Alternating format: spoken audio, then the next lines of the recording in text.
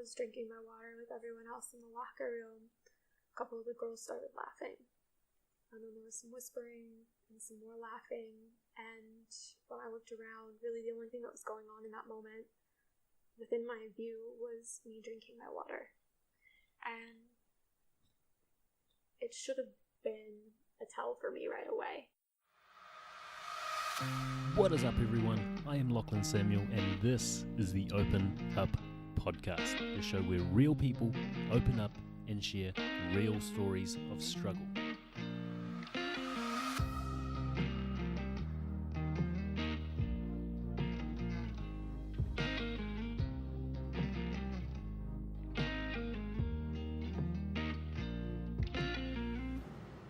Hey guys, just a quick heads up that I didn't do the best job with this interview in real time, so hang around to the end where I'll give a quick recap of the important events and actions from Bay's story and attempt to connect them all to make this episode a little easier to digest and pull nuggets from. Let's get into it.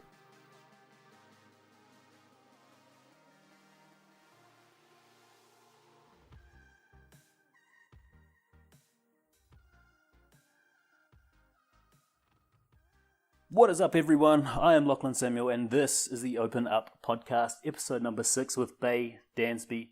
She is a live experience speaker and youth mental health advocate. Thanks for being here, Bay. Thanks, it's great to be here. Usually, we start off with childhood and how you were raised, the influences and events, be it people or moments, and lessons you take from those people or moments. But seeing as your story does start throughout your childhood, I think we'll just jump right into it and you can kick us off from there. Yeah, okay. Perfect. Any particular area I should start or just kind of go into... I think you said before everything started on this downward spiral when you did move from the age of 9. Yep. So did you want to start us from there? Yeah, okay. So my dad worked for the government, and when I was 9 years old, we moved away from pretty much everything that I knew and all the people that I knew, which doesn't seem like that big of a deal, but to a 9-year-old who's very family oriented and really relies on personal relationships, was a really big deal for me. When we moved from South Dakota to Poplar Bluff, Missouri. And Poplar Bluff has about 18,000 people. The South is not a very forgiving area, so I moved to a town where I was too white to be black and too black to be white. Okay. And what nationality are you, just for people listening? I'm African American and German, so my mom is Caucasian, my dad is African American. Oh, wow. So that was something I'd never really dealt with before, because I didn't grow up in a family where we really identified anything by color. Okay. Like, it wasn't something that I really realized until I moved there. Yeah, and so before 9, were you living in a place that was accepting of your colour, your nationality?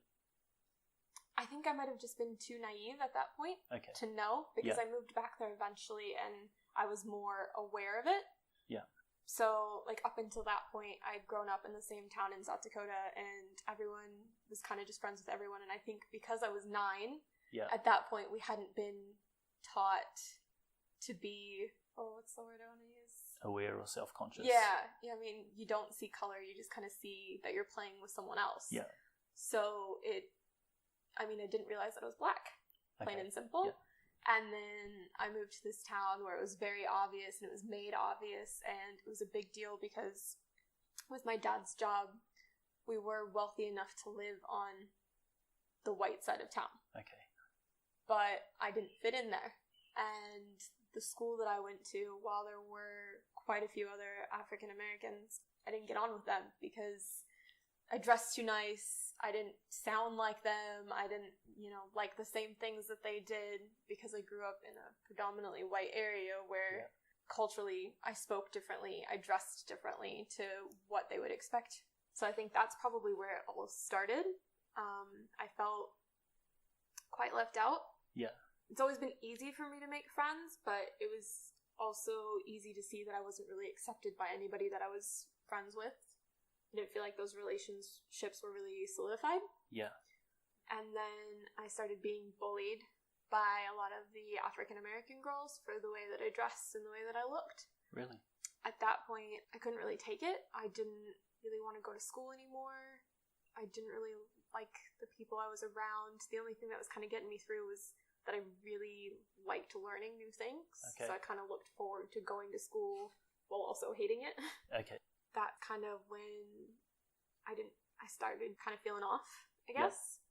I was really sad all the time. I've always been a very bubbly person. I've always been really outgoing, and moving away from my friends was really difficult. Yeah. Especially feeling like an outcast. So I started self-harming. Self-harming, and what age was that? I was 9. 9. Okay. So it was just after my 9th birthday, I think, was the first time I did it. Yeah. It's probably 3 or 4 months after I had moved there. And the first time it happened, it was actually an accident. Really? Yeah, so I was moving boxes in my room, and I had dropped it or hit it funny, and I injured myself. Yeah. But it kind of just woke something inside me, so I just kind of relaxed. Like, I wasn't upset, like, I just kind of looked at what was happening to me, and instead of getting upset about it, I was like, this actually kind of feels good, like it was a good release for me. Okay. So it kind of just spiraled down from there. Was this self-harming after this accident for an escape through pain, or was it to escape life itself? It was an escape through pain, I would say. Okay. It was a way for me to release my screams. I felt like I didn't really have a voice anymore. Yeah. So by self-harming, I could kind of feel something that was real to the outside world. Yeah. Because I didn't really feel anything anymore. I just kind of felt numb. And I knew at 9 I was too young to be feeling things like this. So I really just didn't know how to cope with it. Okay. And I did have a lot of issues. Like, my parents are great, but I was also in drama and things like that. So I was also deemed as an overdramatic child. Okay. So a lot of things that I said or did when I voiced my feelings weren't always taken seriously. Yeah. Was that from both parents? Yeah. Okay. Yeah. And I think the older I've gotten, the harder that's been for me, because I know my dad struggled with mental illness. Yeah. So for him to have gone through similar experiences and then not taken what I was going through as serious really kind of struck a chord. He was always there, though. If there was issues with the bullies, my dad was the first person who was in the school talking to the principal, dealing with it. Mm-hmm. So it wasn't a matter of dealing with situations outside of what was going on within me. He was fine dealing with those. He was always there. Okay. It was actually embarrassing how much my dad was there when I actually had issues with bullies. Yeah. But when it came to dealing with the feelings inside me and what was going on, it was kind of, you can't see it, so it's not there. Yeah. Which was hard. Okay, so how would you describe your relationship with your mum and your dad? I've always been very, very close to my dad. My mum worked and went to school when I was younger, because she had me quite young. I think she was 20 when she had me. Okay. And my dad is quite a bit older than her. He had already had a family, so it was a lot easier for him to kind of stay home with me. So we bonded a lot. Yeah. We pretty much did everything together. If he went into work, I was often at work with him. I told him everything. So I think that's probably why it was even harder for me to accept. Yeah. Because I kind of felt like, you've spent all this time with me, you should know better than mum that if I'm saying I don't feel right, I don't feel right. And my dad also worked with troubled youth. Well, so I think what I've kind of realized or come to realize is that when it comes to people outside of the home, it's a lot easier for him to accept it. Yeah. My dad is very old school, and while I hold nothing against him, I think if he acknowledged that I was dealing with what I was dealing with, he would feel as if he'd failed. Yeah. And I know with my mom, the closer that we've gotten, as I've gotten older, that's kind of where it was for her. When I started blogging about my experiences, I had a difficult time getting my mom to actually read what I had written. Okay. And it really upset me, because it was like, we didn't have a relationship at all when I was growing up. I mean, there was a lot of the time I didn't stay at home. My dad wasn't home, so I stayed with friends. And when I tried to get her to read about my experiences, she'd just ignore it. I wasn't sure how to react. I didn't know why she wouldn't read it. And when she finally did, she messaged me and told me she had waited so long because she wasn't ready, because she feels that she wasn't adequate enough. She failed me as a parent. She didn't recognize the signs. She didn't know what she was supposed to look for. And even then, nobody wants to accept that their child's been through the things that they had, that their child's feeling depressed, that their child is, dealing with everything that they're feeling by self-harming. Yeah. So. Okay. And how long did this period of self-harm last for? Probably went on until I was about 16 or 17. Okay. So the last time that I had fully been participating in, on a weekly or daily basis would have been March 18th, 2012. Yeah, okay. Or had just passed the anniversary, and I'd been so proud of myself for not doing it, but it's one of those things that you just have to realize that I'm not weak by doing what I did. Yeah. It helped me acknowledge that I needed to start looking for help again, and that I was obviously internalizing something that was bothering me. Okay. So while it was not the greatest thing to do, it was a big wake-up call for me. Mm-hmm. So from 9 to 16 you're self-harming, using this pain from self-harming as an escape in a sense, like you said. Those were your screens? Yeah, that was my screens. So with your parents, do you feel like they didn't really understand you, like they didn't want to even try to understand you throughout this period?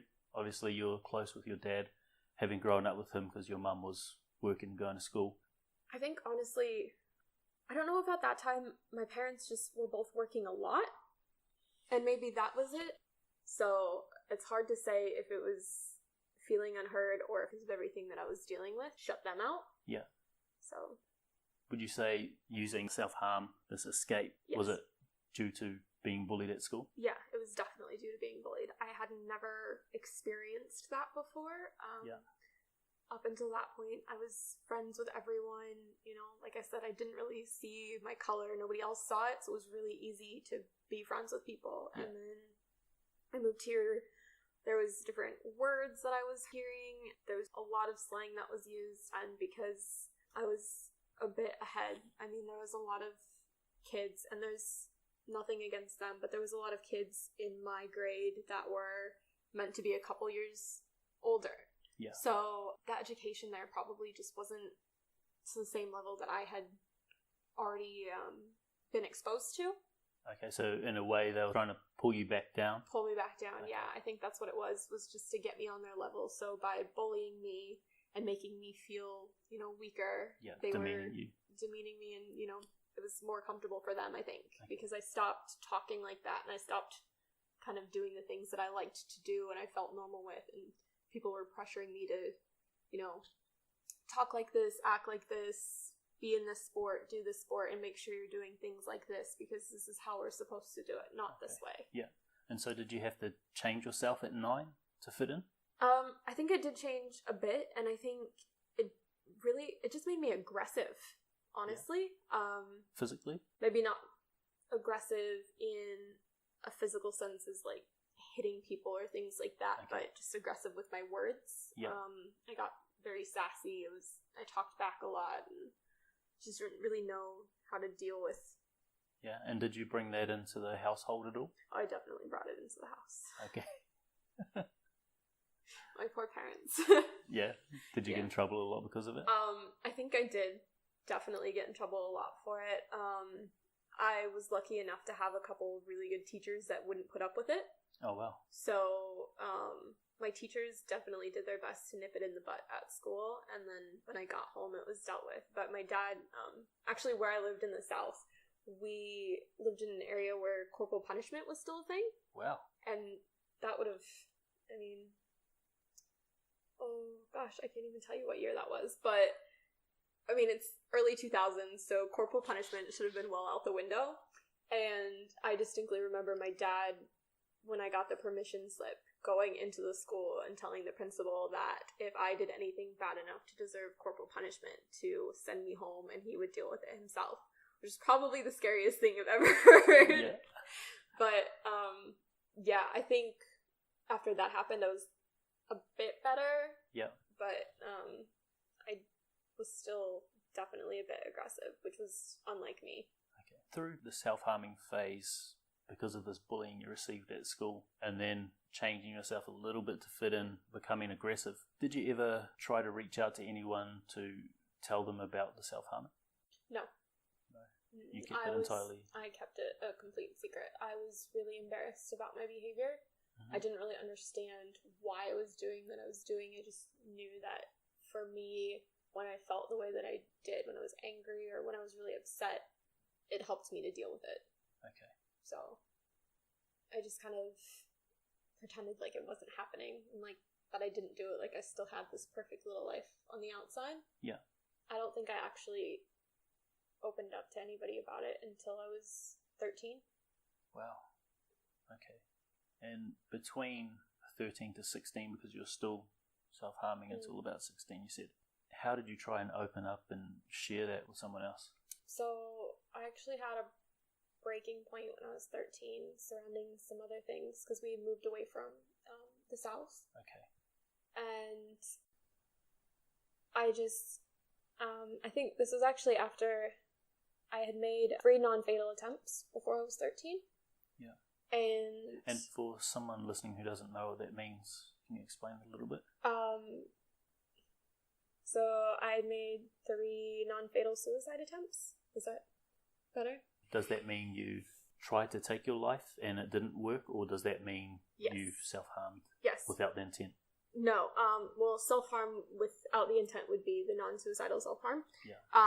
But I had made 3 attempts and was not successful. Okay. Fortunately. Yeah. And that was at 13? That would have been 12 and 13. Wow. So that's a lot to take on as a 12-year-old. Yeah, yeah. You've talked about the bullying from the African American girls, the aggressiveness. Was there anything else that contributed to that at that age? So after I had moved away from the first town? Yeah, so we moved again, and this was kind of meant to be our new start. I wasn't really happy about moving again because of the way it went the first time. But we moved to this town in Nebraska, and there was 3,000 people. I was one of 2 African-American families. The other family was my dad's boss. Wow. So everyone else around me was predominantly white, or there was a few Native American families because of the reservations around. But everyone else had pretty much been living there their whole lives. Their moms and dads had lived there. Their grandparents had lived there. So I was definitely an outcast right away. Okay, so it was a tight-knit community. Yeah, it was very tight-knit. It was accepting in the sense that they didn't really get a lot of new people, so everyone was excited. I got to school my very first day, and I remember this girl coming up to me, and she's like, "Oh my gosh, you're Baylee, like, how are you? My neighbor was telling me about you, her mom was telling my mom about you," and I was like, oh, this is weird, but it's so cool, because I didn't know how my first day was going to go, and people are coming up to me, that's great. The counselor matched me up with this girl right away. And she was from the town, but she'd moved away and come back, so she was new the year before. Okay. And they thought that she might be able to help me adjust, because she had to try and do it the year before.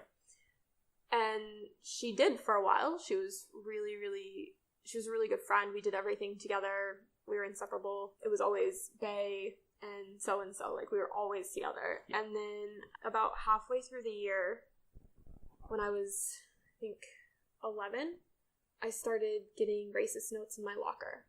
So they had some really awful profanities and some very derogatory terms on them. Okay. And the first time I got the very first note, I just dropped in the middle of the hallway. I didn't know how to react. I started crying, and she was there for me. She took me to the counselor, and we sat down and tried to figure out if I had done something wrong to someone, to maybe trigger them leaving me these notes, and try to figure... Had you experienced anything like this up until that point? Never. I mean, when I lived in the South, I did experience a bit of discrimination, but never to this extent. And never such a personal attack. Okay. So it's really everything until that point was that attack on your race, I guess? Yeah. And the colour? Yeah, okay. Mostly. So then this was just all personal about what kind of girl I was, and I was so young, so it was really, like, the terms that they used just weren't meant for, I mean, women in general, but definitely not meant for a 12-year-old. Okay. And we didn't end up figuring out who had done it right away, and we're just like, you know what, it's a one-off thing. I went a week without receiving anything else. Yeah. And then the next week, I had another one. And it hit me like a brick. I didn't know how to deal with it. I was a mess. I was like, who could keep saying things like this? What am I doing to someone to make them feel that they need to say things like this to me? So they really started examining it. We sat down, we had a meeting with the counselor, the principal, a couple of my teachers, and just tried to work our way through who might have been saying these things. And after that week, every single day for almost a year, I had a note in my locker. That was one of the things that I could kind of always count on. If I couldn't count on something else, that was going to be there. And throughout this time, the girl that the school had set me up with, my best friend, was there. She came to every single meeting with me. She tried to help me figure out who could do and say such awful things. And in the end, she ended up being the one that was leaving the notes in my locker. Wow. So I can imagine that would have destroyed any sense of trust you had, especially that young. It definitely did. I had a really difficult time opening up to people after that. I shut down completely. I didn't want to talk to anybody. I didn't want to be friends with anybody. I didn't know what to believe. I was questioning everything about my life at that point. Yeah. And she got off with a slap on the wrist. So I remember when we came into the principal's office to talk about why she had decided to do what she had done, it was because I had apparently called her a derogatory term. Yeah, and was that true at all? No. She actually told the principal what it was, and me growing up in the house that I did, I had never been exposed to the word. And it's meant to be the derogatory term that African Americans use for Caucasians. Yeah. I started naming off brands of crackers. That's like how naive I was and how little I knew about what she was talking about. And the principal actually started laughing. She's like, it's very obvious here that that's not something that happened. But instead of punishing her, I was the one that got punished. Okay. So I got taken out of my classes with her. I had my locker moved. I had to stay away from her. I couldn't be around her. Yeah. Not the other way around, even though I was the one who had been hurt. Yeah, so in a sense you were punished for speaking up and standing up to someone for not just abusing your trust, but demeaning you and attacking you as a person. Basically. Yeah. And that made it very hard for me to trust people in authority positions. Okay. And I think that's why, in the end, it took me so long to speak out, because I didn't feel like the people that I could trust, I could actually trust. I mean, everyone tells you if you're having issues, you're supposed to talk to the counselor. Well, the counselor did nothing to help me. The principal did nothing to help me. And it just, I mean, it really, really messed with the way that I saw people. Yeah. And from that, I started confiding in one of my friends. He was in the class with me, and I knew that he'd kind of grown up with a bit of an abusive background. Yeah. And it was something that, while it wasn't completely relatable, I felt that someone else kind of understood me. Yeah. And we got very close. He was kind of like a brother to me. We spent all of our time together. And he actually ended up using that vulnerability against me and sexually assaulted me when I was 12.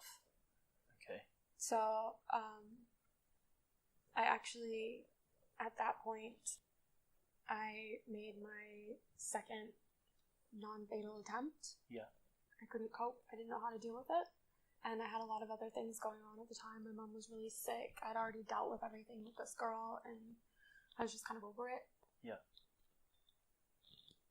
And so obviously you felt like you couldn't trust people in authority, like the counsellor, Yeah. the person you talked to who gave this girl a slap on the wrist instead of really coming down hard on her for what she did, which was obviously disgusting. You couldn't trust anyone. Here you are giving your trust to this guy, and he does this, obviously not wanting to go to someone in an authoritative position. Did you ever try to reach out before you attempted this for the second time? No. I didn't actually speak to anybody about it until, I don't think I told anybody about it until I was 16. Wow, that's a long time to hold it yourself. Yeah. So, yeah, it was a completely new thing. I didn't know how to cope with it. I pretty much completely shut down from that point. Yeah. I didn't really talk to anybody, but I didn't want to be completely alone. Mm-hmm. So I did my best to kind of stay friends with a few people I was friends with at school. Unfortunately, that also meant that I was still connected to the girl that had hurt me. Yeah, being a small town. Yeah, being in such a small town, you couldn't really be friends with one person and not another. I had some pretty severe bullying come out of that, even from girls that were my probably closer friends, people that I still talk to today. Yeah, come out of the situation with the girl? Yeah, come out of the situation. I was actually physically beat on a daily basis at school in the parking lot. At first, I would fight back, but so many students would walk by, so many teachers would walk by, cars would drive by, and nobody would do anything. So it just got to the point where I stopped fighting because I didn't even understand why I was fighting anymore. Yeah. I mean, nobody else was going to fight for me. Nobody else was going to stand up for me. And the last time that I had done that, the other person became the victim. Okay. So I didn't really know how to comprehend anything that was going on and what was right, what was wrong. Really. Yeah, I can definitely understand hearing you say that you didn't know how to fight for yourself and you didn't want to anymore because there's no point. I can see how it escalated from self-harm, where you're using pain to escape as your screams, to self-harm, where you actually now wanted to escape your life. Yeah, it was pretty clear that there was a lot of people that didn't really seem to care whether I was there or not. Yeah. And at that point, my mom I think she was working at the hospital at the time, and she might have been doing shift work, so she would have been around a lot less. My dad was around a lot less because of work, so it was mostly me with my two younger brothers. Okay. And aside from the two of them, I didn't really see anything else worth being around for. Okay. And do you remember what you were thinking at the moment you tried it? Were you thinking everyone would be better off, everyone would be happier without you? Yeah, definitely. I was like, it'll be a huge relief off my parents' shoulders. They won't have to go into the school anymore and fight over this. My little brothers wouldn't have to deal with it. I mean, my little brothers were being quite severely bullied as well, so it was just an all-around issue. With the kids at school, I mean, I didn't think that they'd care because nobody was standing up for me. No one was doing anything. Yeah. At the time, I didn't know that there was any teachers speaking out for me. So, I mean, it really seemed like any person that should care didn't. And I thought that everyone would just be better off if I wasn't there. So it's quite tough to take on at that age. Yeah, it was quite difficult. And then I don't remember what the turning point was, but things kind of started to look up. Everything had kind of relaxed with the girl. My mom seemed to be getting better. And I was a bit happier at school. I had basketball coming up, and I just kind of repressed everything to the point of almost being outwardly happy again. Yeah. So it seemed good, and I was kind of reconnecting with the girls, and through that reconnected with the girl who had originally hurt me. Yeah. I've always been one person who will give anybody 3 chances. Sometimes that turns into 4, sometimes 7, sometimes more, and it definitely came back to haunt me. There was one day in particular that it's a day that I'll never forget. It's kind of one of those days that I relive every day. Mm-hmm. I had become friends with a girl again, and we were at a friend's house. We didn't have school, but we had basketball later that day. And it started out such a good day. We had been kind of hanging out. We had had really good food. We'd been playing Wii. We all walked up to the school for our basketball practice because we were all on the team.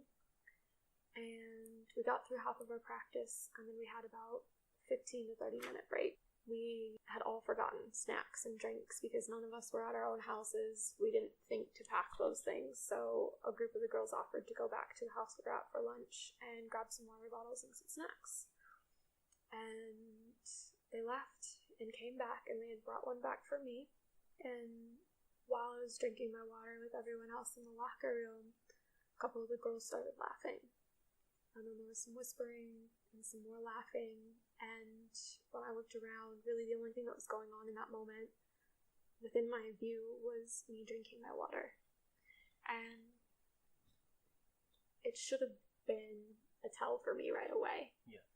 But, I mean, you don't really think about it, especially when you're that young, that, like, you need to worry about things. So everyone kind of starts heading back up to practice, and at this point, I'm feeling a little bit sick. I'm not sure what had been going on, and one of the girls comes back down to the locker room, and she's still laughing. She's in tears because she's laughing so hard, and she tells me about how this girl that I had befriended again, when she went to the house, she put chemicals in my water. What chemicals?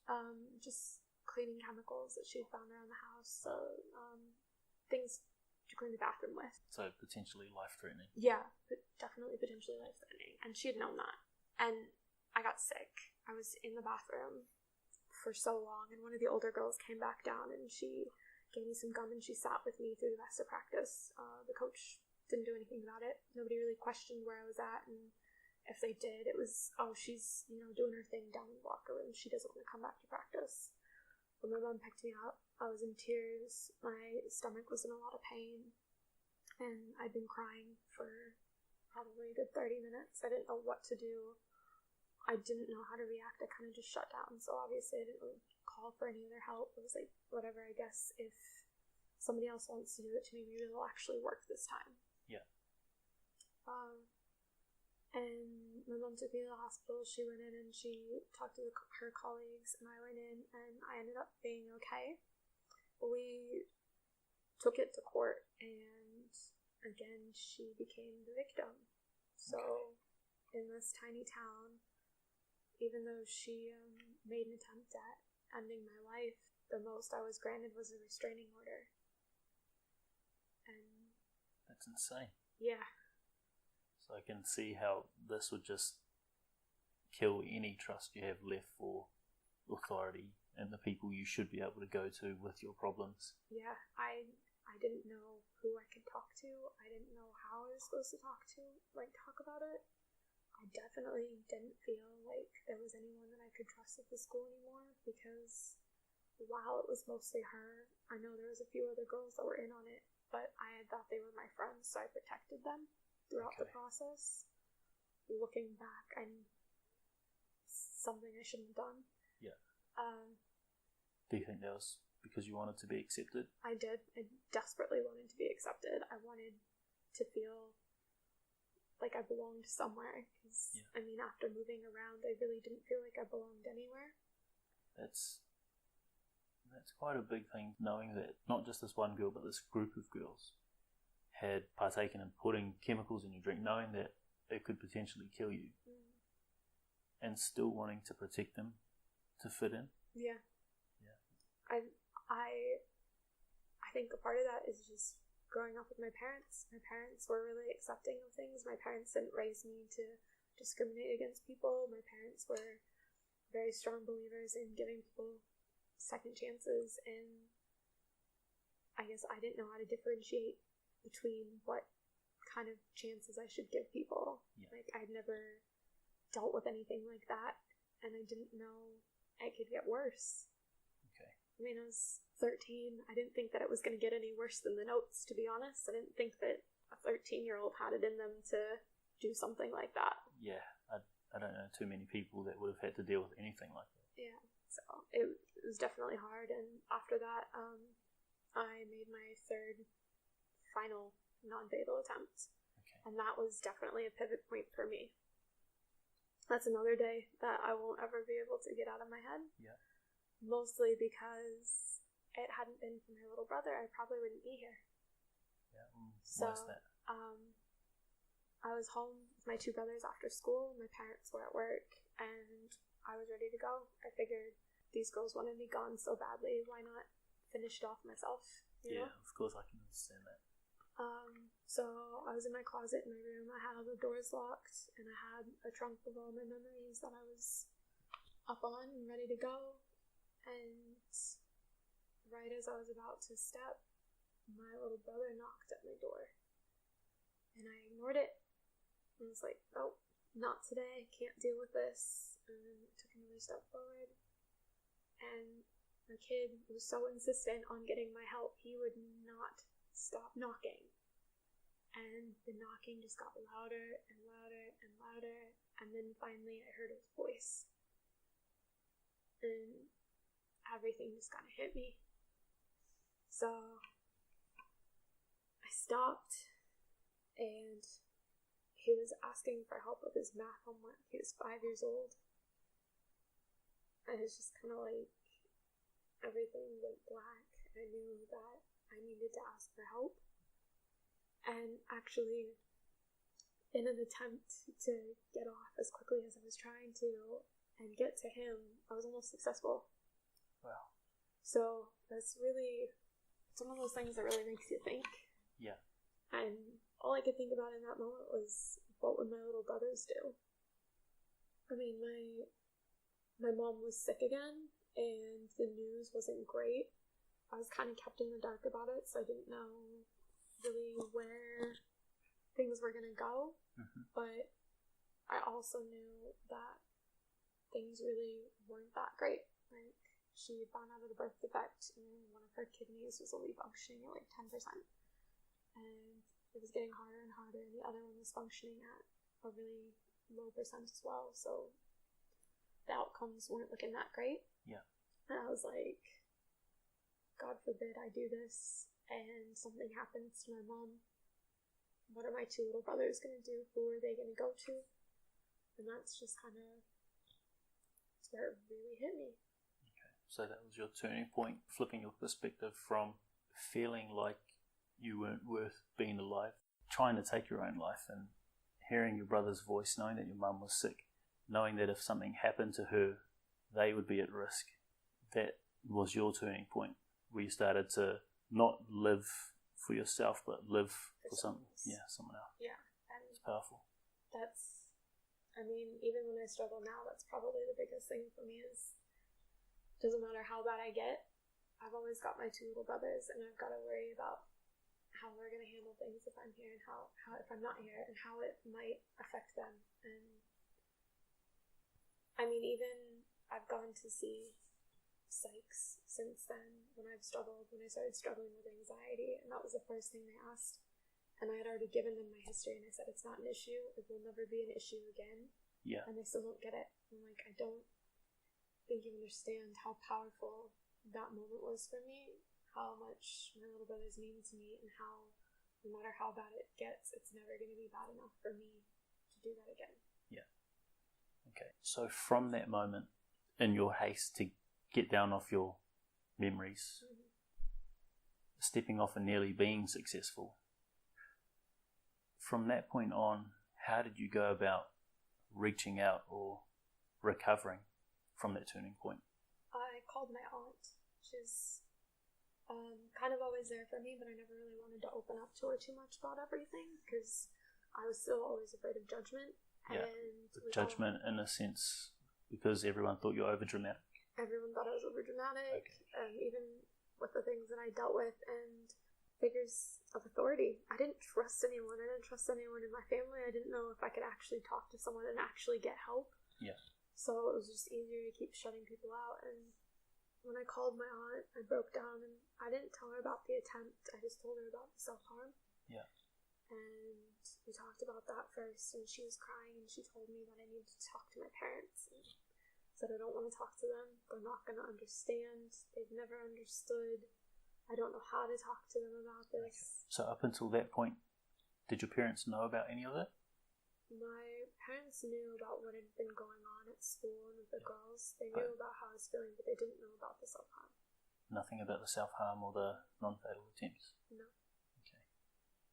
So, and which I still, I didn't even bring that up to them when I first talked to them. They didn't really find out too much about that for a while. I guess that was a perk to them being at work. Yeah. So I went in that night and I sat down with my parents and I tried to talk to them about it. And it went exactly as you would expect it to go, I guess. Maybe a little bit worse. Were they upset? My parents were very upset, but I don't think they showed it to me the best. Being 13, it came off in more of a disappointment, yeah. Okay. Which I think only made me feel worse. Of course it will. Yeah, so... all you need in that moment is love and acceptance, obviously. Yeah. Wanting acceptance really badly at that point. It was a really hard spoon to swallow because it was just disappointment after disappointment. Why didn't you say something to us? Why did you feel that you needed to do these things? Why did you act out in this way? You could have come to us, and all I could think was, I'm coming to you now. Yeah. And you're not handling it. Yeah.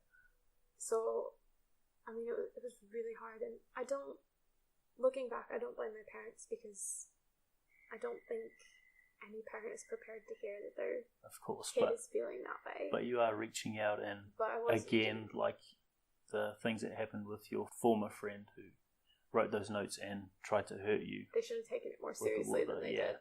They, instead of taking it on themselves and trying to help you and trying to make you feel like you are worth something, they put it back on you, like what happened with that girl. Yeah. And we were up all night talking about it. Mm-hmm. All I wanted was somebody to talk to. I just wanted them to put me in therapy, and I wanted somebody that wasn't going to judge me, that was completely non-biased to be able to talk to. So I ended up actually getting my way eventually. Yeah. What do you mean eventually? Did you have to talk them around to it? I had to talk them around to it. And what was the barrier there? It's hard to pinpoint why they didn't want me to. I think they just felt like I should have been able to talk to them. Okay. I think they'd rather me speak to them than someone else about it, because if I wasn't talking to them, then they weren't doing their job as parents. Yeah. But I didn't want that. Yeah. I didn't want them to kind of know all the details about everything that I'd been doing and what had all happened. And by opening up to them, I'd have to open up about some things that I knew they'd react even worse to. So. Yeah. And obviously, I guess that trust would have been broken a little bit, having them not be on your side for this. Yeah, it definitely was. And then I still had to go into school the next day, and I was a mess. And I think that was actually the first time I was open to someone about my illness and how I was feeling and what I had done. And I told the teacher about it. Yeah. So I just said, look, I told my parents that I've been struggling with self-harming. I didn't tell them that I've actually tried to end my life 3 times now, but it didn't go very well, and I'm not doing that great today, so I don't participate. Please don't take it against me. She was like, I'm sorry to hear that. I hope you're okay. If you need someone to talk to, you can talk to me, and just kind of let me do my own thing that day. That's amazing. Was that the first time you really had someone, I guess, be open to the fact that you were reaching out and not put it back on you? Yes, definitely. Yeah. She was very good about it, and down the line after I had started speaking out about it, she told me that she had actually fought with the principal and with the counselor and with the superintendent in my favor because she was outraged at how little the school was doing about the way the kids were treating me. Wow. Yeah, which was something I never knew. Yeah. So I'd already really loved her as a teacher, but it made me respect her even more. Okay. So when I did like start getting help, it was really hard to open up at first, but then it started to be a lot easier. And was that through a counsellor? Yes. Okay. Yeah. And she's easily the best counsellor I've ever had. Yeah. She always had a really warm, welcoming environment, and she actually opened up to me about her own personal experience. And I think that's where I started being able to trust people again. Of course, form that bond.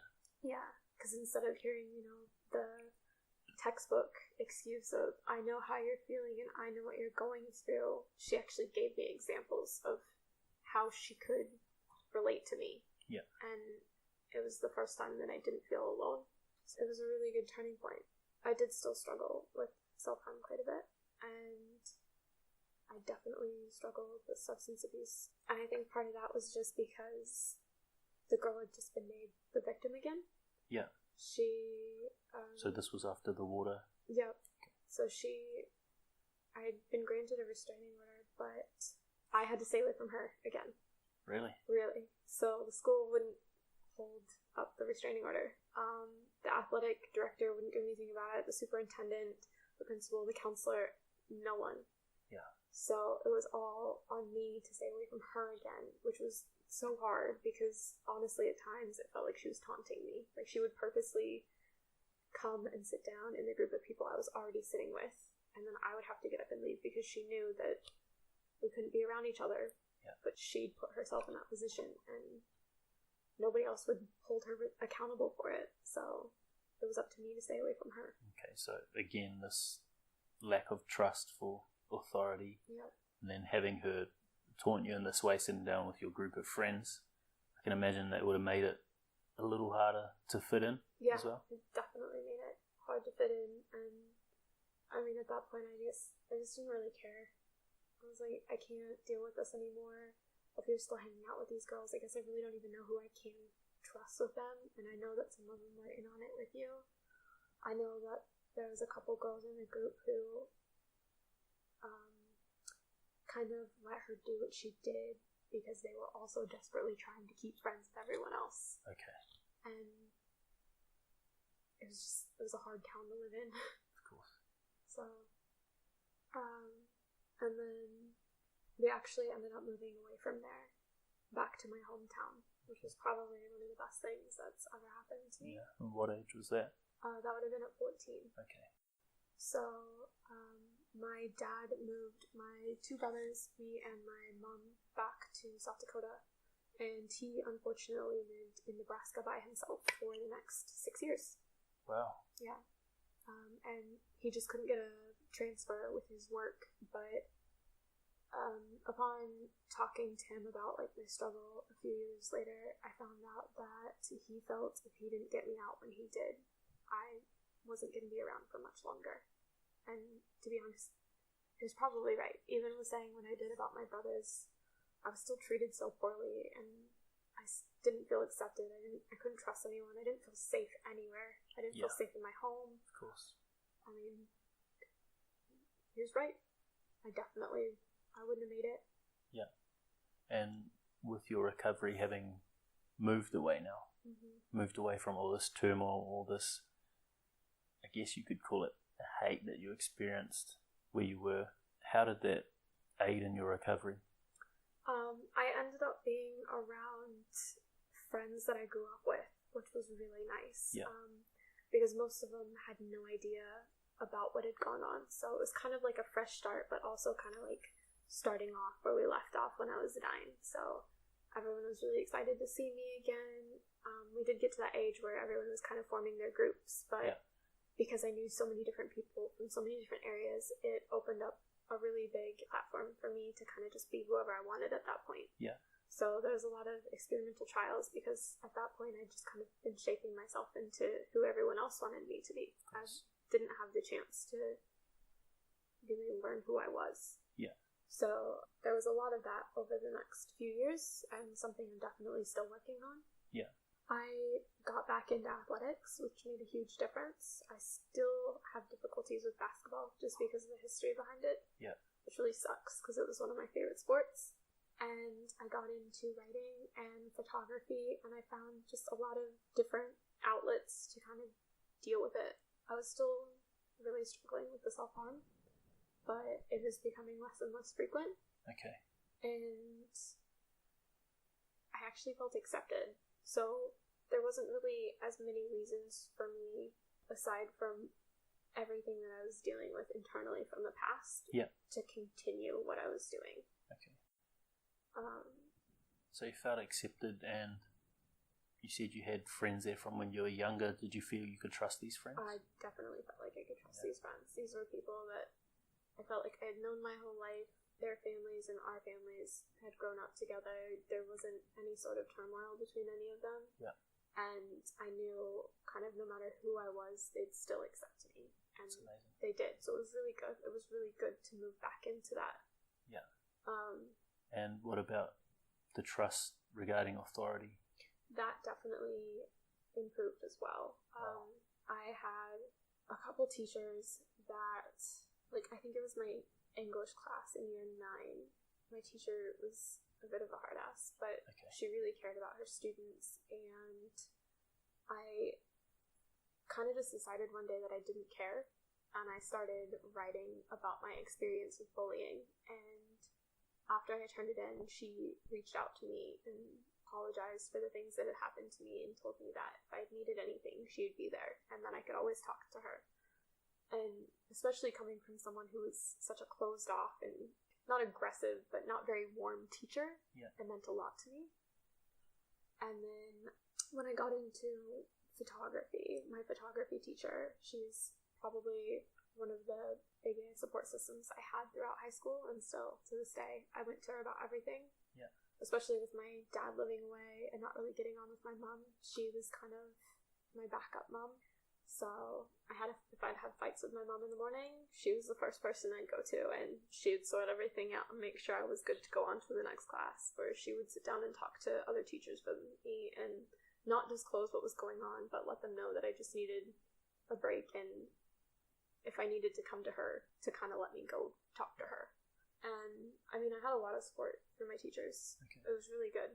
And having gone through what you did before you moved back there, now having this trust among friends, feeling accepted and fitting in, not just fitting in because you've molded yourself into someone that people wanted, but just experimenting and trying to be who you thought you were. Mm-hmm. Also having this trust for authority again, and having these teachers that you feel you can go to, that you feel are your support network. How long did it take you from moving back there to realize that you were worth being alive? I think it probably took until I was about 16. Wow. Because I was still, like, while I felt accepted, I was still kind of looking for love and acceptance from the wrong people.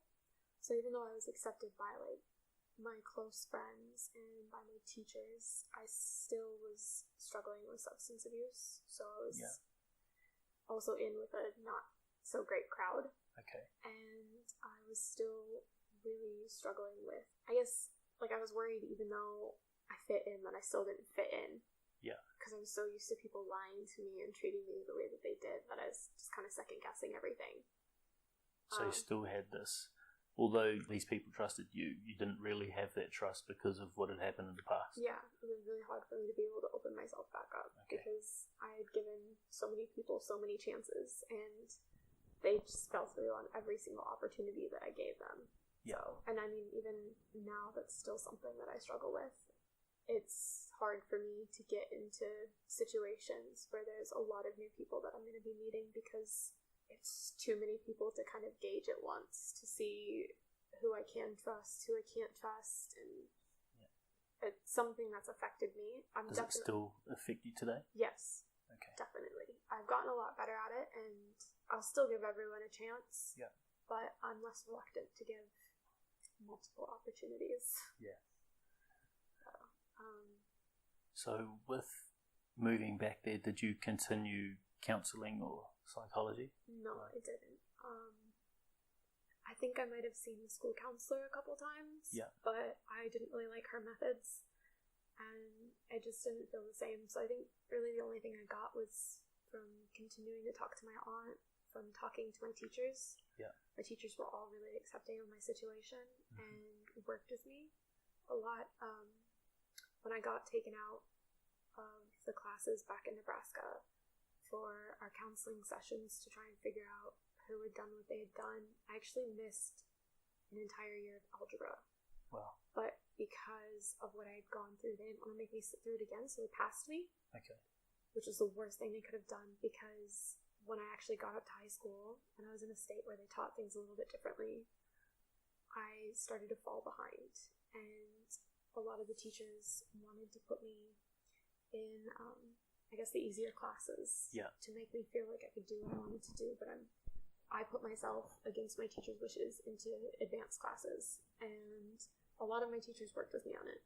They'd come in early, they'd come in after school, they'd ask me, why is it that you struggle with this? And they'd make sure that I got it. So it wasn't just passing me on to the next person. They actually sat down and made sure I understood it. And that's kind of where I started trusting authority again, because I could see that they were taking the time to make the difference. Okay. And that meant everything to me. I mean, I didn't really feel like I needed counseling as much anymore because I had them there and they were taking more time than most people had. Yeah. And so is that where your story stops? This moving back and feeling accepted and feeling like you can trust authority again? Unfortunately, no. I had an altercation with the police when I was about 15 because of underage drinking. Yeah. My dad had actually called them, and I went through this program called Diversion, which is probably one of the best things I've done for myself. And it's this program for kids that are under 18 to keep you out of the juvenile system. And they put you before a jury of your peers to judge your offense. I got off with the least that I could in everything, because everyone felt sorry for me because my dad was the one that called the police. So I had to do community service, which was great because I had already been volunteering in a lot of places. So I was like, ooh, I get the time to do what actually makes me happy. And then I did a lot of, I had to write letters to my parents and my friends, and I had to judge other people, and I was on a 6-month trial basis basically. And if I completed everything correctly and I didn't have any issues, then it would never see the light of day. Yeah.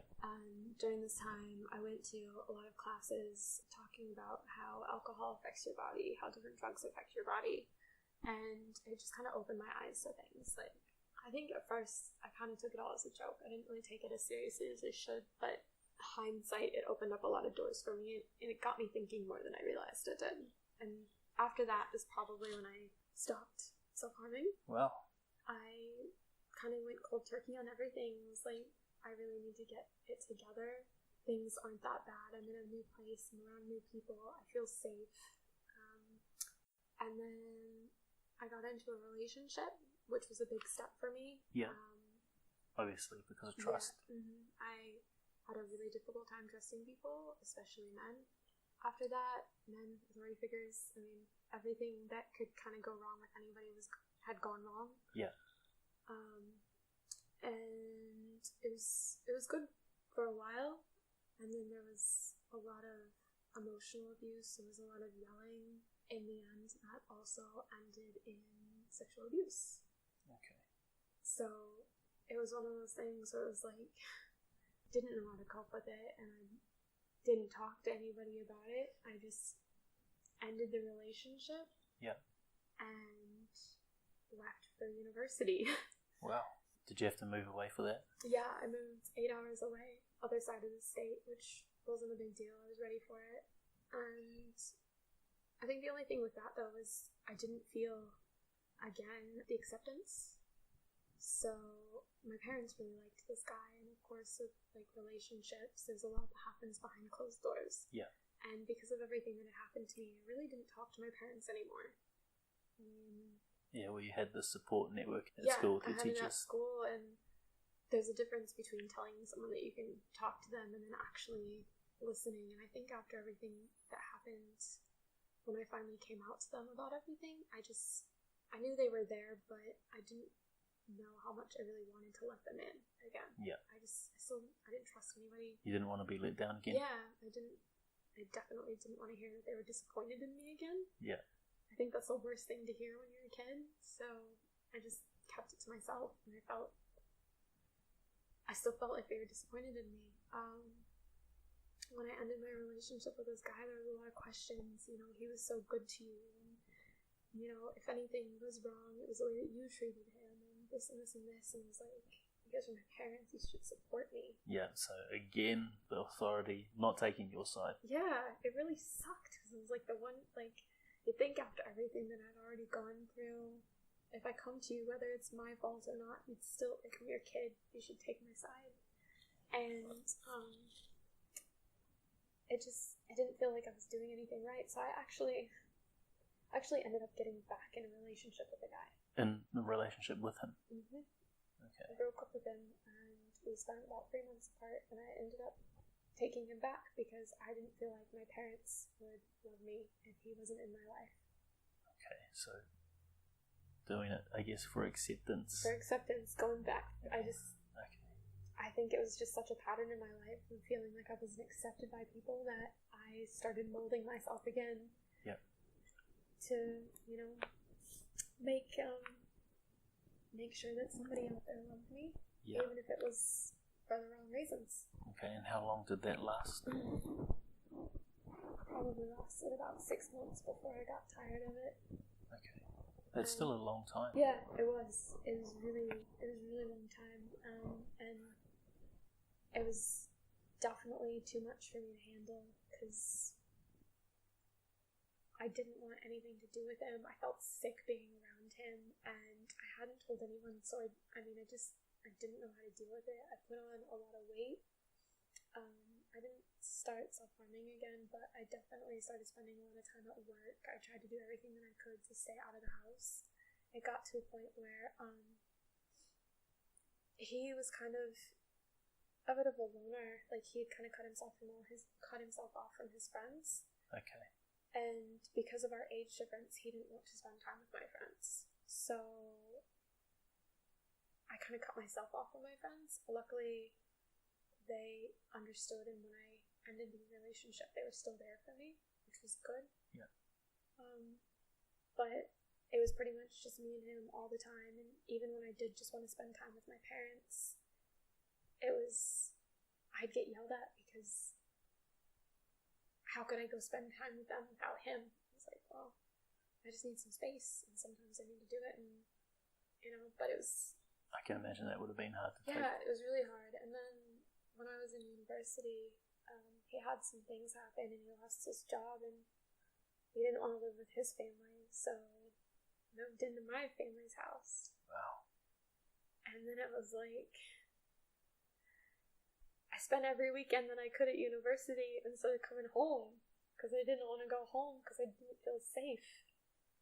And it got to the point where, like, he'd get his mom involved in our fights. So if something went wrong, he'd call his mom, and then his mom would call me.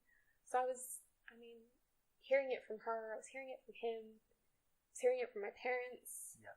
And I started to have a lot of trust issues again. I didn't want to be around anyone. I started drinking again. And it got a bit out of hand. And finally, I just realized that I was sick of it, and I was sick of people controlling my life, and I didn't care what anybody thought, so I ended it again. Told him I didn't want any contact, and he actually caused a scene in front of my dad, so he followed me upstairs and started yelling at me in front of my dad, and my dad didn't do anything, which I was really upset about. Wow, yeah. He just kind of pretended like it wasn't happening, continued watching the TV. And my dad's not usually one to, like, let things like that happen to me. Like, he'll usually say something or, like, try to cut in with a joke. So I was like, this is clearly not the place I need to be right now. And I got in my car and I just drove for a bit. And I went out to this spot in my hometown where you can see all of the city. Yeah. And I just sat there for a little bit, and I realized that I just needed to get away, and I needed to kind of stay away for a little bit because I I didn't feel safe and I wasn't happy again, and I didn't want to go back to the place that I had been for the past however many years. Yeah. So I went back to uni and I looked into dropping out because I really wanted to travel. And I just kind of wanted to have some time to think for myself, by myself, and actually experience something that was good rather than all this negativity. Yeah. But everyone talked me out of dropping out. Unfortunately, we don't have deferment programs. Yeah. So when I was actually filling out my withdrawal papers, I looked into studying abroad, and I'd had a couple drinks. And I decided that they were right. It would be a good idea. So I saw Australia. I saw Perth, and I thought that I hoped it was next to Sydney. It's a bit of a shock. Yeah, definitely not next to Sydney. Nowhere near. But I applied with 3 days till the deadline, and I found out 3 weeks later. And I told my parents, it's like, hey, I'm moving to Australia. I'm going to go over to study abroad. I just need to get away. And they all thought it was a joke. Yeah. So I sent them my acceptance letter, and I was like, no, I'm serious. I'm going. I need to get away. And hindsight being 2020, I was definitely running away from my problems. Of course you were. To the farthest corner of the world. But it's definitely been the best move that I ever could have made for myself. It gave me an outside look at a lot of things in my family. It kind of gave me the space to really process everything that I had gone through and to really take a look at who I was, and it helped me realize that, like, I need to be okay with cutting people out because they're negative, and I need to stop, doing things just so that I can gain acceptance from people, and that I was only doing that because of what I was going through. Yeah. So, I mean, it's been a hard road, but I definitely wouldn't take any of it back, which sounds crazy to a lot of people. But if I hadn't have gone through the things that I had, I definitely wouldn't be as strong as I am. Yeah, exactly. And now, being a lived experience speaker and being a youth mental health advocate, you can use these stories, these moments, these events in your life that have shaped you to help others out there that are struggling. Yeah, it's definitely been really good for me, just because I was able to connect back the fact that I felt less alone when my counselor opened up to me. Okay. So I wanted to make people feel the way that I did. Yeah. And I started speaking out about it. I was like, you know what? There's like the topic of mental illness and the experiences that lead us into it it's so taboo. Yeah. Nobody wants to talk about it, and that's why there's so much negative stigma surrounding it. Because it's, we bring up mental illness and everyone's hush, hush, don't talk about it. Like, because you're seen to be broken. Yeah, you can't acknowledge that you've been through these things, but that's where maturity comes from. That's where strength comes from. I'm 21, and most people have absolutely no idea that I'm 21 when I talk to them about my experiences, because in 21 years I've experienced more than most people have to deal with in their life. But I'm so grateful for that stuff, because now I can help other people. And I know just from the few events that I've had and from the things that I write, there's a lot of people that have opened up to me because they didn't know how to deal with friends or family members dealing with it. And after reading the things that I've written or hearing me talk, they feel like they're more educated, or they're more ready to learn about how to talk to them or how to support them, and signs to look for. Obviously, encouraging them to seek professional help is like the first step, but they feel like they're more prepared and they kind of understand it. And then I have friends and family and strangers that have been there and still didn't fully kind of understand why they did what they did, or why they felt the way that they felt. And after hearing me speak, they've kind of found their own meaning to it. Yep. And I think that's just the greatest thing that I can ever experience. Yeah, that's all people need to know, is that they're not alone. Yeah.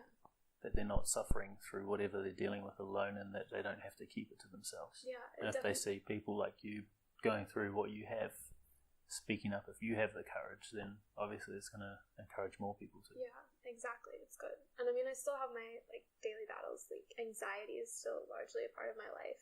Yeah. And that one in itself is really difficult to pinpoint for me because it's generalized, and with everything that I've been through, it's hard to identify what's going to trigger me and what's not going to trigger me. Yeah. So often I can get sensory overload. I can have a really, really good day, but then just completely out of nowhere, I am overwhelmed by all the things around me and what I'm experiencing, and I get extremely anxious, and I can send myself into a panic mode. So, like, the only way that I can explain that to someone is you're stuck in the moment. So, you know, when you're, like, in a car and your seatbelt locks up on you, and maybe it thinks that you're about to crash, so you're in apparent danger, but you're not actually going to crash, and you're just kind of stuck like that for a second. Yeah. That's pretty much how your body reacts when you're experiencing anxiety, because it constantly thinks that you're in some sort of danger, so your fight or flight mode is reacted, and it's just the worst feeling in the world. But it's honestly, I don't want to say it's easy to manage, but it's manageable. Yeah, of course. So I think for me, I use a lot of grounding techniques. I don't like people to tell me to breathe, because if I could breathe, I would. That makes me really frustrated. But I do use breathing techniques. Yeah. So one of the ones that I do just to get myself to kind of breathe in the moment if I am starting to feel like an attack's going to come on. Before we move on to the actionable tip, we'll move on from your story. Obviously, moving to Aussie was somewhat a turning point for you. Yes. Was that the major turning point? Yes, definitely. Okay. Australia's been a huge turning point for me. Yeah. It's kind of where I found my voice. Do you feel more accepted here? I definitely feel more accepted here. It's very multicultural. It is very multicultural. I actually haven't experienced any forms of discrimination since I've been in Australia. Wow. Which is a huge thing, especially coming from America, where it's, you know, kind of advertised to every other country that it's so welcoming and so diverse. It's not. Yeah. Yeah. I was amazed. I didn't think that things were going to be as good as they have been here. It's amazing. That's cool to hear. Yeah. And do you feel like you can be yourself here? Oh, definitely. Without a doubt. I think... and do you know exactly who that self is? I'm getting there. Yeah. I think I've got a better sense than I did when I was younger, for sure, and a better sense even than I did a year ago.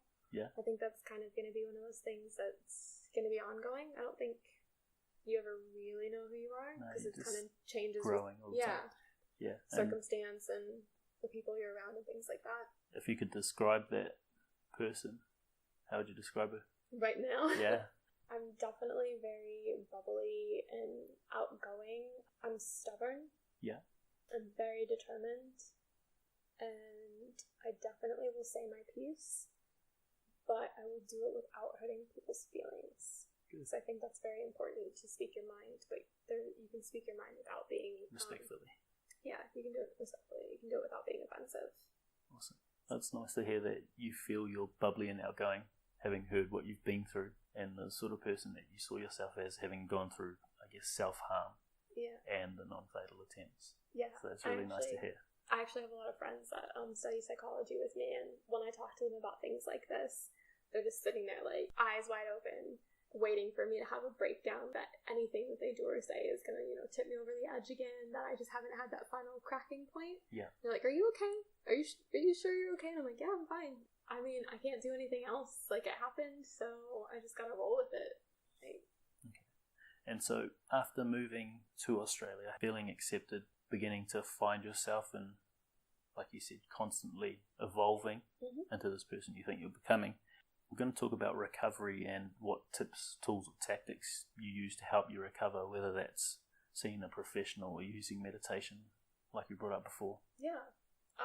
So I think one of my biggest things is that I just make sure that I'm always talking to people. So there's a few people in my life that probably know more about me than anyone. Yeah. And if I'm feeling anxious, if I'm feeling sad, if I'm feeling angry, any range of emotions, they know about it. They're the first people to know, so that they can support me.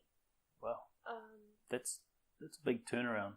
Yeah. From someone who couldn't trust not just the friends, but your family and authority at school. Yeah. when I first moved here, I did have a really difficult time with that. And then someone came into my life and they realized that I was struggling with it. And they were probably the first person in a really long time that I just let my guard down with right away. Okay. And do you know why you did that? I felt like I knew them. Cool. So intuition? Yeah, I was really comfortable when I came around them, and I didn't feel like they were going to judge me, and if they were, I decided that I didn't care, because I can't control how people feel about me or how they think, so they're open to doing that. And I expected them to run, just like everyone else, and they didn't, which meant a lot to me. They have kind of been here with me through a lot of things while I'm here, and they encouraged me to seek help, because I've been through everything. I do still kind of internalize things sometimes, where I'm like, oh, I've kind of dealt with the worst of it, so I can deal with this, and I'll just not tell anybody. And they're like, no, if you're not feeling good, you need to let us know, so that we know if you act out, or if you lash out at us, or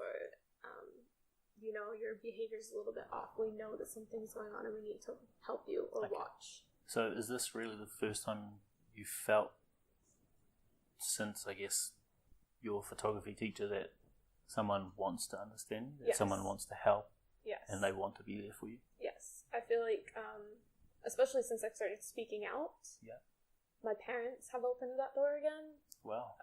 My mom and I have a lot better relationship, probably the best relationship we've ever had. And while she doesn't fully understand my anxiety, she is really good about trying to send me articles on things that they've found that help, or different meditation tools. Okay. So she doesn't outwardly speak about it, but she has her ways of trying to help. Yeah. My dad has gotten a lot better with it too. I wouldn't say he's fantastic, but he does kind of call and check in with me, and it's been really good. So opening up is number one, sharing what you're going through with people that you feel you can trust. Yep. And then from there, I think it's just practicing self-care. Yeah. So doing things that I know are going to make me happy if I'm starting to feel a little bit low. So for me, that's writing, whether it's about my experiences or just, doing a random journal about what I'm seeing. Photography is really big for me. Going on walks. I think just embracing nature is a good thing, because it kind of grounds you. It helps you kind of get in with your surroundings. Of course. So that's a really big one for me. And then I really like the idea of grounding, because I feel like I'm quite spiritual. I believe in energy, so I feel like we are walking battery packs in a sense, and obviously the Earth having this north and south pole, and this magnetic field, we do take a charge from the Earth. Yeah, I'm a lot like that too, and I can definitely tell when I start to get headaches and things like that. I'm lacking vitamin D. I need to get on the sun. I'm not moving enough. I'm not embracing, what is around me, and I can definitely tell the difference immediately. And then I think my other big thing is either doing yoga or meditation. Okay. So meditation, there's a lot of really cool people in Perth that are in it, and I've just made a habit of going to random places and meeting new people and kind of forcing myself to just be my authentic self right from the get-go. Yeah. And that's helped me with I guess the comfort level of not molding myself, and then also helped me to deal with that anxiety. Yeah. So, and what form of meditation are you using? I just use different types. I don't have one that I really stuck to yet. You haven't found the one yet? No, not yet. Okay. I do the same with yoga though too. I kind of just bounce around, because I want to meet new people, and I want to hear other people's reasons for going to the same place. Yeah. And I think it's more of a experimental thing for me. I don't know if I actually want to stick to one place. Yeah, that's a big turnaround as well, having been this person that molded herself to fit in back in school, to now being this person that bounces around, being outgoing, trying different things, meeting new people. Obviously, to do that, you have to be really comfortable with who you are. So I just want to acknowledge that, because that's huge. Yeah. For someone who's growing up wanting to fit in. I think I definitely would say that I'm very comfortable with who I am. I'm an open book now. I don't really care. Yeah. Like I said earlier, people want to judge me. They're more than welcome to. People don't want to hear what I have. I post a lot about mental illness, And it was only the other day that I realized, like, I mean, I don't think you can go overboard on it, but I feel like some people would expect or would think that I was going overboard. And I realized it's like, if you want to, you're more than welcome to unfollow me, unfriend me, whatever you have to do. I personally don't think that's what you should do, because you need to hear and be confronted with things that make you uncomfortable. And mental illness makes you uncomfortable because nobody talks about it. Nobody knows that it's as normal as it is. Yeah. So, like, go for it. I don't really care, but I think you're going to benefit by continuing to hear what I have to say. Of course. And that's what we need, is more people doing it, no matter whether people accept it or not. Yeah. Being stone-faced, whether you're criticised for, being this advocate for mental health, trying to erase that stigma.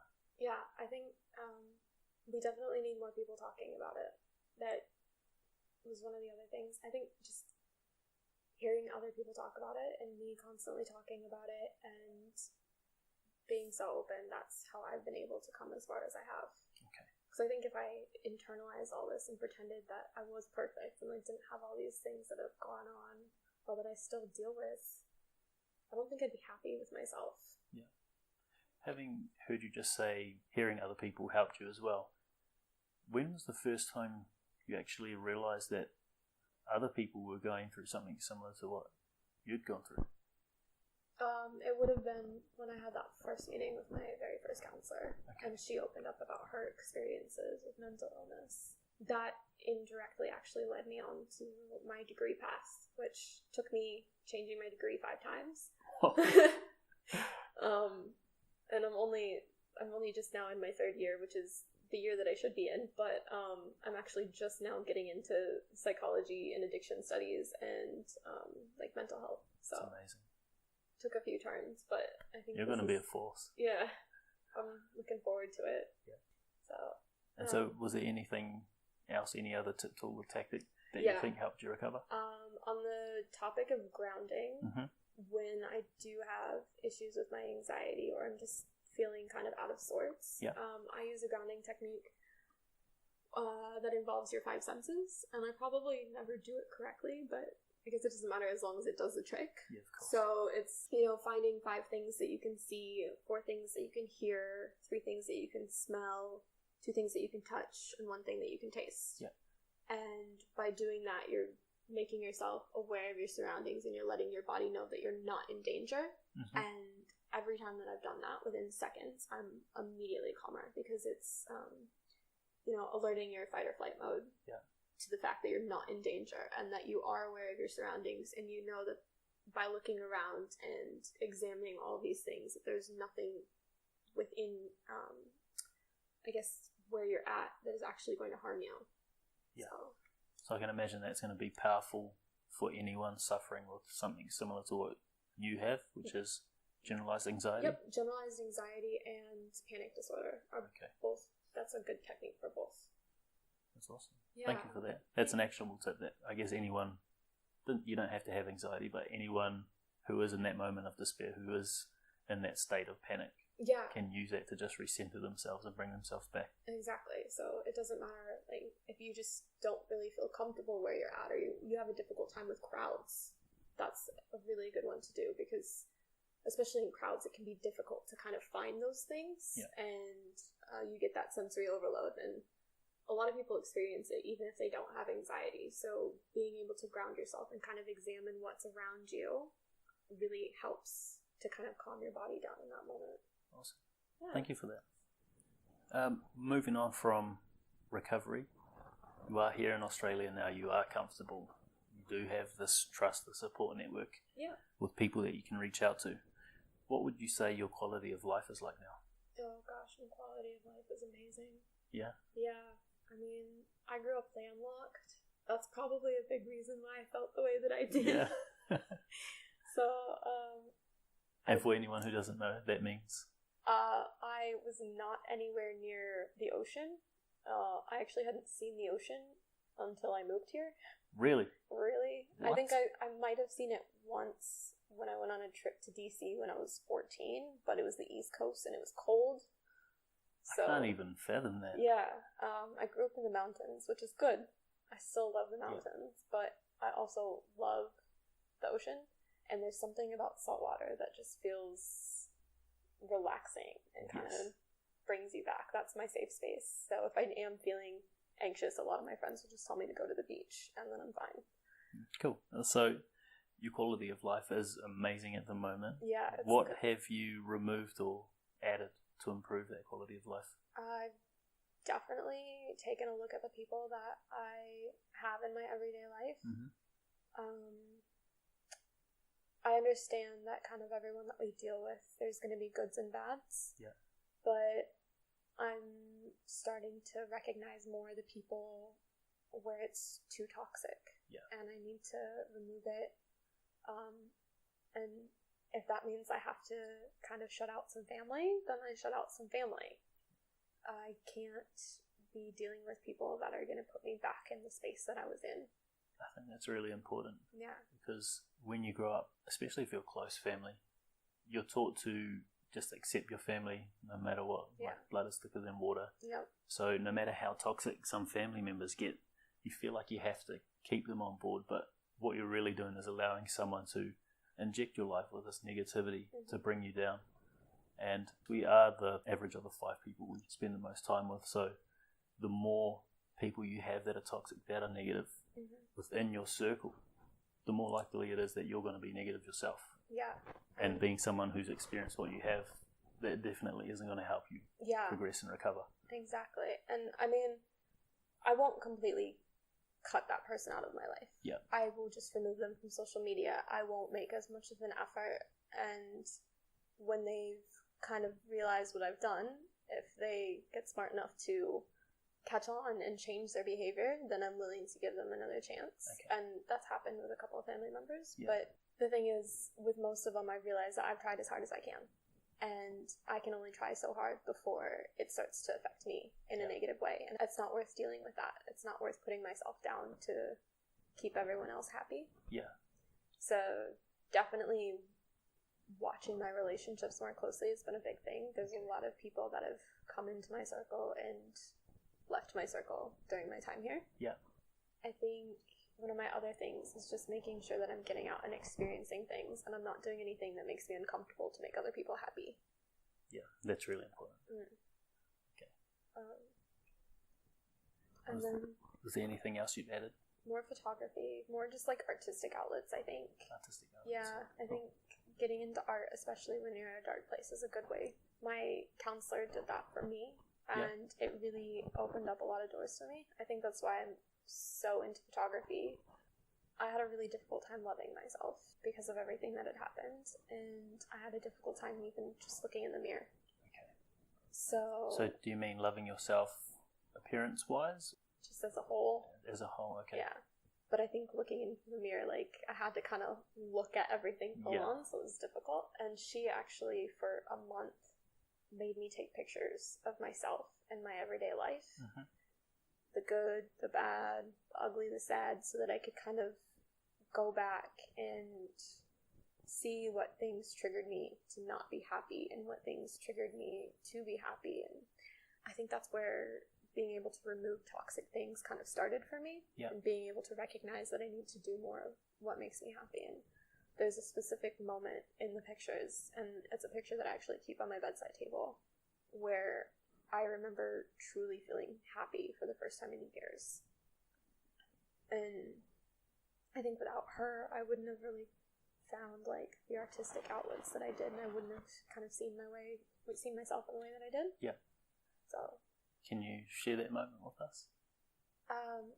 It was just like a moment in my room, to be honest. I think I had like a new outfit or something, and I had a really good day at school for the first time in a while. I think the girl was gone, so I didn't feel like there was really any threats at school. And I felt really safe, and I'd been talking to my parents more.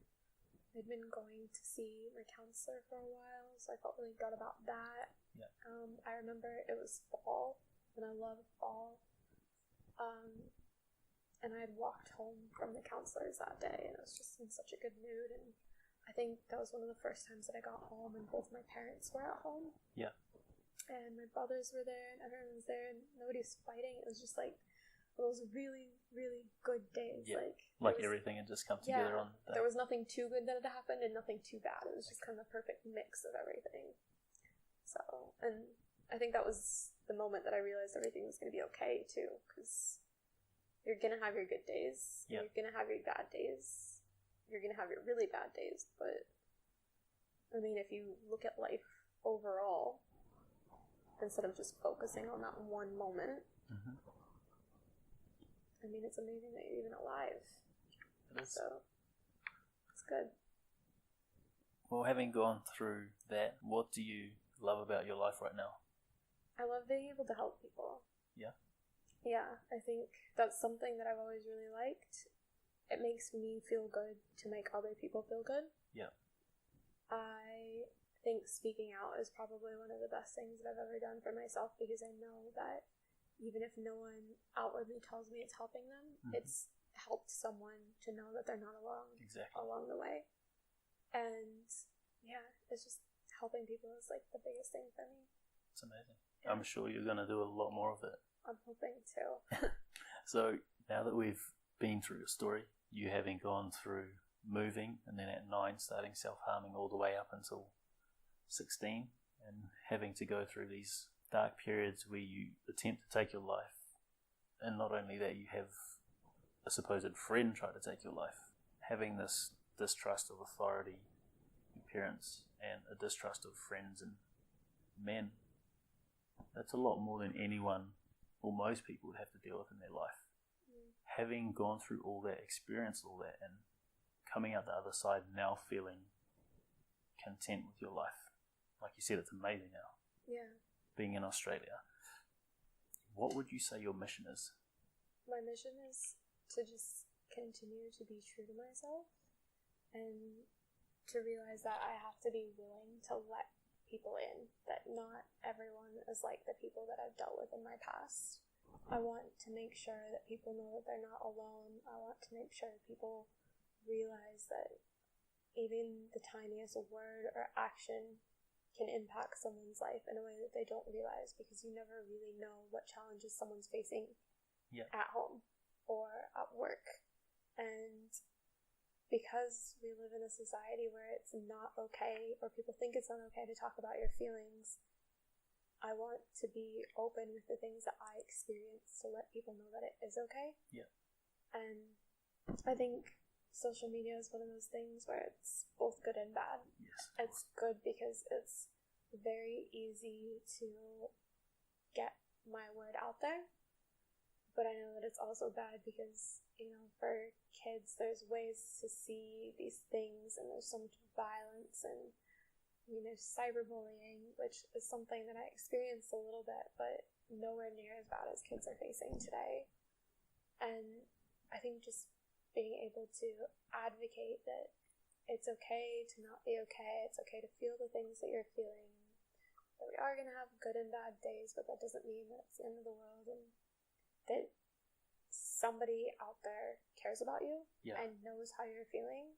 Like, that's the goal. That's like, powerful. I want to make sure that if somebody out there feels like they're not loved, like, this person's rooting for them, and I care about them, even if I don't know them. Like, I feel you, I've been there, it will be okay. Like, you're gonna come out the other end if you just keep on fighting. At the end of the day, that's all everyone wants, is to be loved and accepted. Yeah, that's for sure. And now we know your mission. Of course, you're speaking publicly, the lived experiences, and now, having gone through 5, you're on to going through psychology in uni. Yep. So I'm studying addiction studies and counseling psychology. Okay. And then I'm also taking a PT course, so personal training, just because I know how important exercise is to mental health, and I want to be able to have workouts my patients can get into as an alternative to medication and, you know, the standard things. So you're really doing everything you can at the moment to achieve this mission. Yeah, I am. I definitely want to make sure that people know there are other ways to coping with the way that they're feeling, and that it will get better. Okay. Well, just before we wrap up, I want you to give words of advice. Obviously, in that soundbite you just had, there were quite a lot. But if there was something you could say to someone in a similar position to you, who's struggling, who hasn't quite figured out what to do next, who does feel isolated, who can't trust anyone, what would you say to them? I think just for me, because it took me finding that one person to keep living for. Yeah. Do that. Find that one thing or that one person or the one song, whatever, that makes you happy. That even if it's something small, and keep going. Just remember that constantly see that in your head, constantly put it in your life, and keep living for that until you're ready to continue to live every day for yourself. That's amazing. Because I think that's really important. You just have to find something worth living for, and it's always there. Sometimes you just gotta dig through a little bit of shit to be able to find it. Yeah, exactly. And if you do start living for someone else, you do become an important and integral part of their life. So you start to have that worth again. Yeah, and you feel accepted because you're living for someone else, but that person accepts you for who and whatever you are, and they're happy that you're living and are making the effort for them, and then you have that self-worth, and once you have that self-worth, you start to accept yourself again, and when you accept yourself, it's easier for other people to accept you. Yeah, cool. That's powerful. So before we wrap up, I just want to say thank you. Yeah, thank you. For having the courage to do this. Totally out of the blue. I'm sorry for the short notice. That's okay. But cool. It's amazing to meet you, and I just want to acknowledge the fact that after everything you've been through, it's a lot, and it's a lot to deal with, not just internally, but to have other people know what you've gone through. So I want to acknowledge the fact that you're getting out, you're speaking, sharing this lived experience. Obviously, you're changing lives, and of course, as a youth mental health advocate, changing lives young so that these kids understand that what they're going through doesn't have to stay that way, that you are living proof that you can go through the fire and come out the other side. Mm-hmm. You can change your life, and you do have the power to do so. I really want to acknowledge not just your courage, but the fact that you are stepping out there and you are pushing forward. Yeah, trying to. Hopefully succeeding there. Oh, this has been amazing. Thank you so much. Yeah, thank you for having me. Hey guys, thanks for hanging around to the end. Like I said at the start, I didn't do a very good job at all of guiding this story and making sure that everything fell in a good timeline.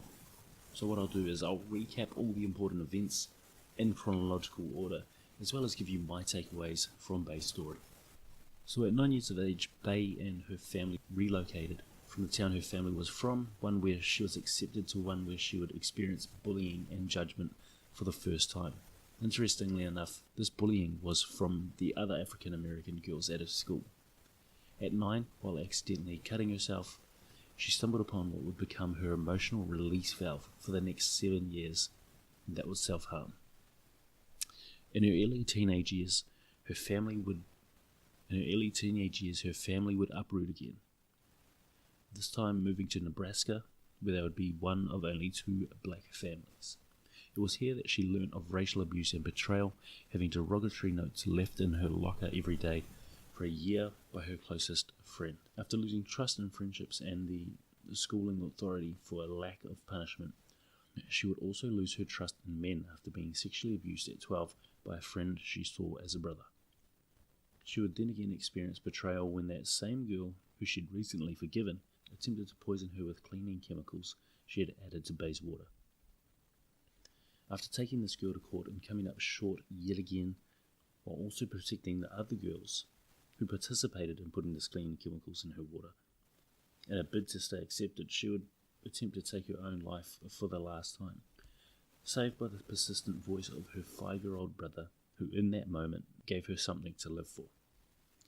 Following this last attempt at suicide, Bay, for the first time at 13 years old, decided to open up and share what she was struggling with her auntie. Her auntie eventually convinced her to talk to her parents, who only made her feel less secure about opening up.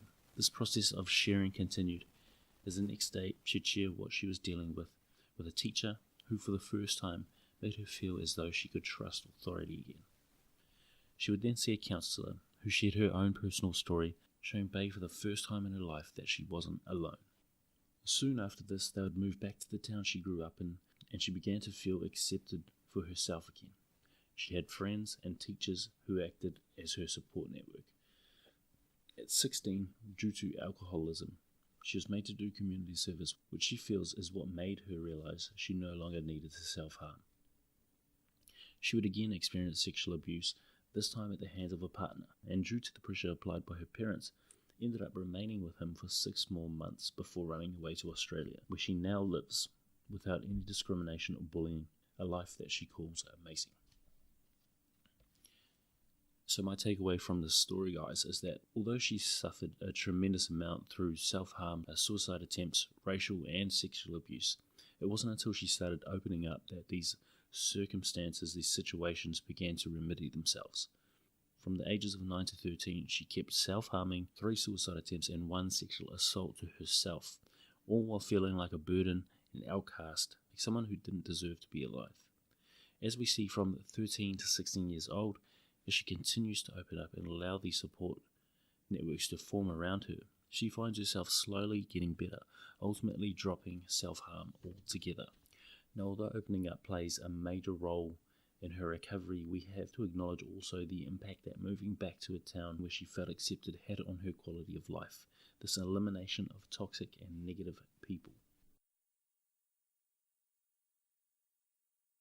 I hope you enjoyed this episode number 6 with Bay Dansby. She is amazing, and she is going to continue to change lives by sharing her story as a lived experience speaker for the Western Australia Association of Mental Health.